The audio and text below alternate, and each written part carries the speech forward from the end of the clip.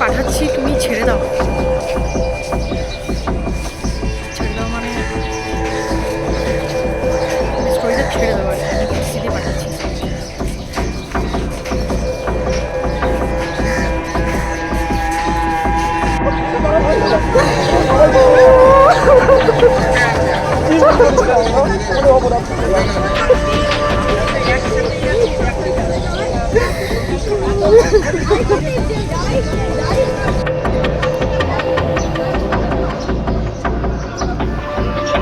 এত সুপরিকল্পিত দুর্নীতি এর আগে পশ্চিমবাংলার মানুষ কখনো দেখেনি। 41 পাতার জাজমেন্ট, সেই জাজমেন্ট সুপ্রিম কোর্টের যে জাজমেন্ট বেরিয়েছে, সেই জাজমেন্ট যদি আপনারা দেখেন, তার ছত্রে ছত্রে উল্লেখ করা রয়েছে যে এসএসসির যে দুর্নীতি তা কত সুন্দর সুপরিকল্পিত, একদম আমলা মন্ত্রী একদম প্রশাসনের উচ্চ স্তর থেকে একদম নিচু তলায় যেখান থেকে টাকা তোলা হয়েছে, সব মিলিয়ে কি সুন্দর সুপরিকল্পিত ভাবে একটা দুর্নীতি ঘটানো হয়েছে। এবং সবচাইতে দুঃখের বিষয়, এই গোটা জাজমেন্ট পড়লে আপনারাও বুঝতে পারবেন, মানে এর জন্য খুব বড় আইনজ্ঞ হতে হবে না, আপনারাও যে কেউ এই জাজমেন্ট পড়তে পারেন সুপ্রিম কোর্টের ওয়েবসাইটে গিয়ে, একটা রিপোর্টেবল জাজমেন্ট, যে এই জাজমেন্টেই কিভাবে বলা হয়েছে যে গোটা বিষয়টাই যে আলোচনা হচ্ছে যে সবচাইতে দুর্ভাগ্যের যারা যোগ্য চাকরি প্রার্থীরাও তারাও তাদের চাকরিটা হারালেন।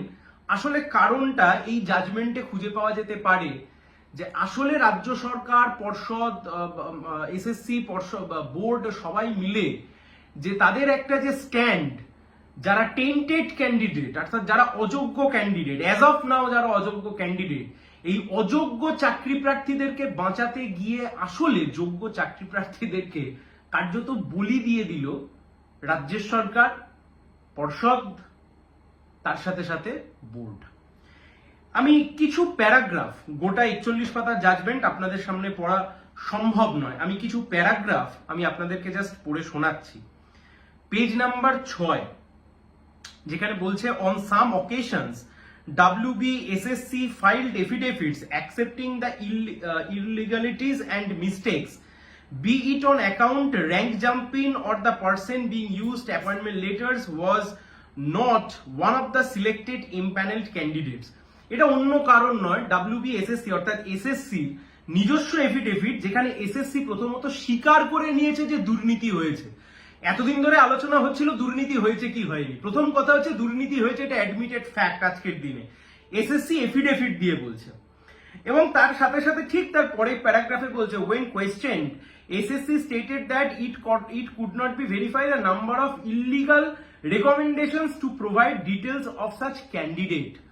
অর্থাৎ এসএসসি প্রথমে জানিয়েছে যে এটা তাদের দ্বারা বলা সম্ভব নয়, could not verify the number of illegal recommendation or provide details of such candidate। এটি এসএসসি স্ট্যান্ড, এটা অন্য কারো স্ট্যান্ড নয়, যেটা বলা সম্ভব নয় কি পরিমাণ বা কত সংখ্যক ইল্লিগাল রেকমেন্ডেশন, সেই ইল্লিগাল রেকমেন্ডেশন গেছে। দেখুন, এই গোটা জাজমেন্টকে যদি খুব শর্টকাট করতে হয়, এই যতগুলো ভাগে ভাগ করা যায়, তার মধ্যে একটা অন্যতম হচ্ছে ওএমআর ম্যানিপুলেশন।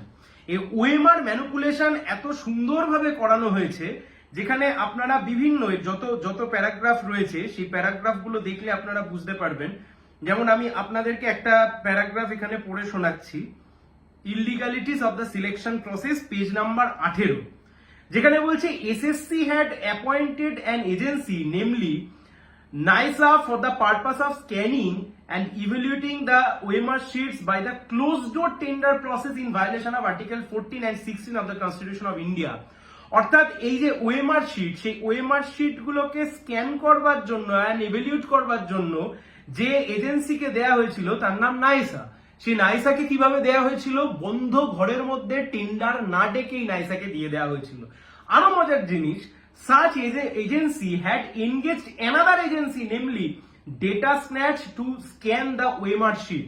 অর্থাৎ যে নাইসাকে টেন্ডার দিয়ে দেয়া হলো, টেন্ডার না ডেকেই বন্ধ করে টেন্ডার দিয়ে দেয়া হলো, সেই নাইসাই আবার আরেকটি এজেন্সিকে এনগেজ করে দিল, একটা থার্ড পার্টিকে এনগেজ করে দিল, যার নাম Data Scantech to scan the OMR sheet. অর্থাৎ ডেটা স্ক্যানটেককে এনগেজ করলো কারা?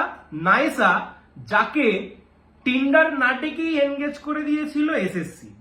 তার সাথে ঠিক তার পরের paragraph, although the scanning was done at the office premises of SSC, it is claimed by the SSC that SSC had never engaged Data Scantech to scan OMR sheet or authorized NISA to engage Data Scantech or other agency. অর্থাৎ বলছে এসএসসির প্রিমাইসেসেই ডেটাগুলো scan করা হয়েছে। Data scan করেছে কে না, data scan করেছে data Scantech নামক একটা কোম্পানি।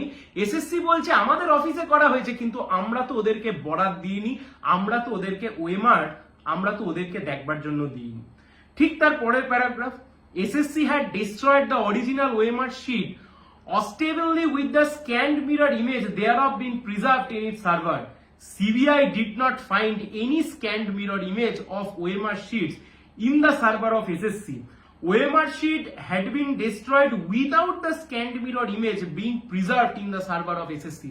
অর্থাৎ খুব সুন্দরভাবে যা যা ওএমআর শিট ছিল সেই ওএমআর শিট গুলোকে নষ্ট করে দেওয়া হয়েছে কোনো স্ক্যান কপি না রেখে দিয়ে। এখানে একটা মজার বিষয় রয়েছে। ঠিক তার পরের প্যারাগ্রাফে রয়েছে, SSC had provided scanned OMR sheets to RTI applicant in the year 2018 till 2023, claiming that such OMR sheets were from its database, although CBI did not find any OMR sheet in the server of SSC. অর্থাৎ RTI application করেছিলেন কোনো একজন পরীক্ষার্থী, right two information অ্যাক্টের আন্ডারে, তথ্য জানার অধিকার। RTI অ্যাক্টের আন্ডারে যখন অ্যাপ্লিকেশন দেয়া হয় 2018 থেকে 2023, এসএসসি বিভিন্ন সময়তে ওএমআর শিট প্রোভাইড করেছে, বলেছে এটা তাদের ডেটাবেসে আছে। কিন্তু অদ্ভুতভাবে সিবিআই যখন তাদের সার্ভারে যাচ্ছে, সেই সার্ভারে গিয়েও দেখা যাচ্ছে সেখানে কোনো রকম তাদের ডেটাবেস নেই। আর সিবিআই যখন এটা আদালতকে জানাচ্ছে, সেটাকে এসএসসি অপোজও করছে না। Total beneficiaries of the illegalities are to be identified and rendered improbable given by the stand of SSC board and state. আমাদের কথা নয়, অন্য কারোর কথা নয়। এই যে এতক্ষণ ধরে বলছিলাম অযোগ্যদেরকে বাঁচানোর জন্য যোগ্যদেরকে বলিদান দিয়ে দিয়েছে, এই গোটাটা দেখলে আপনারা বুঝতে পারবেন। ঠিক এই পয়েন্টে SSC had applied for permission to create supernumerary post to accommodate the illegal appointees. যারা ইললিগাল অ্যাপয়েন্টিজ, যারা ইললিগাল ধরা পড়ে গেছে, যারা ইললিগাল, তাদেরকে বাঁচানোর জন্য সুপার নিউমেরি পোস্ট। কাদের স্ট্যান্ড? সরকারের স্ট্যান্ড, এসএসসি স্ট্যান্ড। ঠিক তার পরের পেজ, যতগুলো রেলিভেন্ট পেজ রয়েছে, সবচাইতে ইন্টারেস্টিং পেজ হচ্ছে পেজ নাম্বার 31, যেখানে এসএসসি একটা এফিডেভিট দিয়ে নিজেরাই জানাচ্ছে, I further say that in the course of the investigation by the CBI, the chairman and the secretary of the commission had several meetings with the officials of CBI, including the head branch ACB, where from it appeared that the course of their investigation interrogation, they have also came across the considerable number of illegal appointments. However, as the CBI has not disclosed the details with regard to the said illegal appointments detected by them to the chairman or the secretary of the commission is not in position to state the number of such illegal recommendation and to furnish the detail of such candidate. কেন যোগ্য অযোগ্যদেরকে আলাদা করা গেল না? SSC তাদের এফিডেভিটে বলছে the commission is not in position to state the number of such illegal recommendation. SSC statement, SSC বলছে আমাদের পক্ষে সম্ভব নয় এটা জানানো। ঠিক তার পরের paragraph, SSC, however, submits the affidavit dated 27/9/2022 was filed before they had access to the status report of the CBI and data details gathered pursuant to their investigation, including the scanned mirror copies of the OMR sheet. The data which has now to the light allows to the segregation of the meritorious candidate from those appointed illegally. Therefrom, SSC argues that the entire selection process should not be annulled. পরবর্তীকালে আরেকটা affidavit, অর্থাৎ কখনো ডান দিক কখনো বাঁ দিক, পরবর্তীকালে আরেকটা এফিডেভিট দিয়ে বলে না, আমাদের কাছে একটা নির্দিষ্ট সংখ্যক, আমাদের কাছে একটা সংখ্যা রয়েছে যে সংখ্যার ভিত্তিতে আমরা বলতে পারি যে কত সংখ্যক অযোগ্য।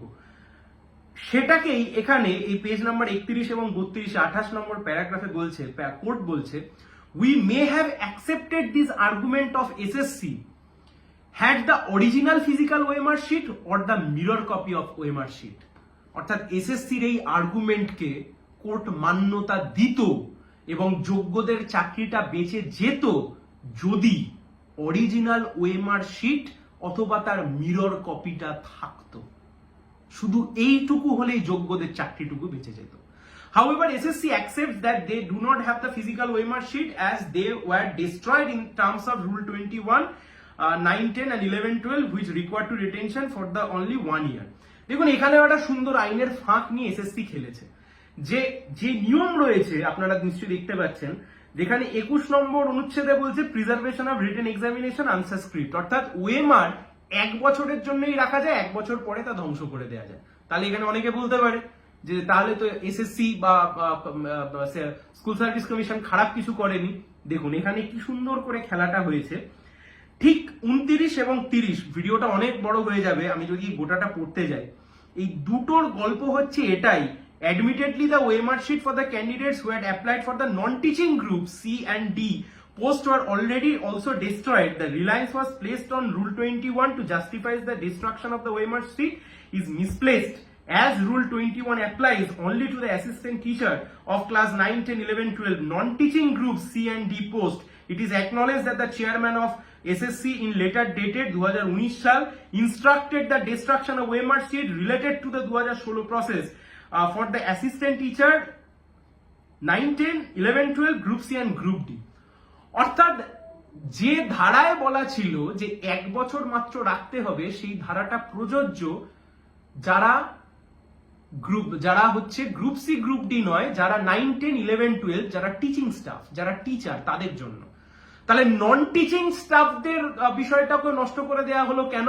2019 সালের রিটেন ডিরেকশনে এন্টায়ার ওএমআর শিট, সেই এন্টায়ার ওএমআর শিটকে নষ্ট করে দেওয়া হলো। আবার ঠিক তার পরের paragraph, moreover given that the recruitment process was ongoing even after the 1 year validity period of the panel, there is no justification for the destruction of the OMR sheet. কোনো justification ছিল না ওএমআর শিটটাকে নষ্ট করে দেওয়ার। It is apparent that the time period specified in Rule 21 is coinciding in the time period specified for the validity of the panel. Further, SSC did not maintain the mirror copies of the OMR sheet in their computer record. অন্তত mirror কপিটুকু পর্যন্ত OMR শিটের কিছু রাখেনি, তার কারণ entire দুর্নীতিকে cover up করবার জন্য। Thus, the destruction of the physical OMR sheet and the failure to maintain scanned or mirror image OMR sheet significant factor which were rightly taken into consideration by the High Court and we concur. দেখুন এইটুকুও যদি থাকতো তাহলেও যোগ্যদের চাকরিটা বেঁচে যেত। ওই যে বলছিলাম অযোগ্যদেরকে বাঁচাতে গিয়ে যোগ্যরা আজকে বলি হয়ে গেল। 33 নম্বর প্যারাগ্রাফ, যেখানে কোর্ট নিজে বিস্ময় প্রকাশ করছে। It is peculiar that SSC did not retain mirror scanned copies of the OMR sheet in the electronic records while allowing NISA to keep them. অর্থাৎ খুব অদ্ভুত ভাবে নিজেরা ডিস্ট্রয় করে দিল, কিন্তু নাইসাকে বললো তুমি রেখে দাও। The CBI report dated 2024 indicates that SSC did initially retain, deleted, destroyed. The contradictory stance of SSC on the possession and destruction of the scanned mirror copies of the OMR sheet reflect an attempt to cover up the irregularities, lapses of the selection process. এখানেই court বুঝে গেল যে SSC board কিভাবে আসলে গোটা একটা দুর্নীতির প্রসেসকে ধামাচাপা দিতে চাইছে। একবার নয় বারংবার। মজার জিনিস দেখুন, প্যারাগ্রাফ নাম্বার 37, এসএসসি বলছে আমি 11,425 জনকে রেকমেন্ড করেছি, বোর্ড অ্যাপয়েন্টমেন্ট দিয়েছে কজনকে? 12,946 জনকে। দুটোই সরকারের অধীনে, অটোনমাস, কিন্তু সরকারের অধীনে কাজ করছে, অন্য দেশের নয় তো, পশ্চিমবঙ্গের আন্ডারে, ওয়েস্ট বেঙ্গল গভর্নমেন্ট। সেখানে বলছে এসএসসি অ্যাপয়েন্টমেন্ট দেওয়ার জন্য রেকমেন্ড করেছে 11,425 জনকে, আর লেটার ইস্যু হয়ে গেছে 12,946 জনের জন্য। এখানে গোটা বিষয়টা আপনারাও এখানে ঘাটলে পেয়ে যাবেন। আসলে যে বিষয়টা আপনাদেরকে বলছিলাম যে একটা গোটা অযোগ্য চাকরি প্রার্থীদেরকে বাঁচানোর জন্য যোগ্য চাকরি প্রার্থীদেরকে কি সুন্দরভাবে বলি দিয়ে দিল রাজ্যের সরকার, এসএসসি, স্কুল সার্ভিস কমিশন, তার সাথে সাথে বোর্ড। আজ ভাবতে লজ্জা লাগে, পশ্চিমবাংলার বুকে শিক্ষক সমাজ যারা মান সম্মান নিয়ে মাথা তুলে ঘুরে বেড়াতো, তাদের আজকে মান সম্মানটা জলাঞ্জলি গেল, মান সম্মান সব শুদ্ধ জলাঞ্জলি গেল।